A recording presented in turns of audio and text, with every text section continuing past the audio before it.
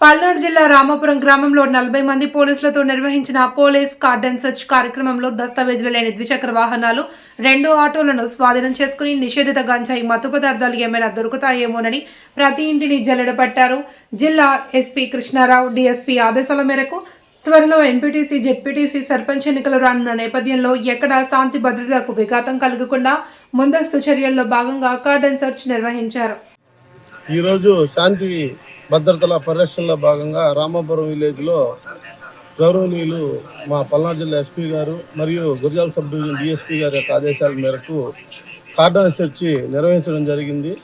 ఈ కార్యక్రమం యొక్క ముఖ్య ఉద్దేశం ఏంటంటే గ్రామంలో శాంతి భద్రతలను పరిరక్షించడం మరియు ఎవరైనా అసాంఘిక కార్యక్రమాలకు కానీ చట్ట వ్యతిరేకమైనటువంటి చర్యలకు కానీ పాల్పడితే వారిపైన కఠినమైన చర్యలు తీసుకుంటామని చెప్పేసి ముందస్తు హెచ్చరికల్లో భాగంగా ఈ గ్రామంలో కార్డన్ సెర్చ్ నిర్వహించి 34 పత్రాలు లేనటువంటి వాహనాలను సీజ్ చేయడం జరిగింది.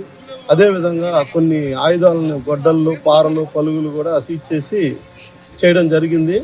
అందులో ముఖ్యంగా తెలియజేయండి ఏమనగా గ్రామాల్లో యువత చెడు వ్యసనాలకు బానిసై డ్రగ్స్, మత్తు పదార్థాలకు బానిసయ్యి ఎటువంటి అల్లర్లు సృష్టించినా కానీ వాళ్ళపైన కఠినమైన చర్యలు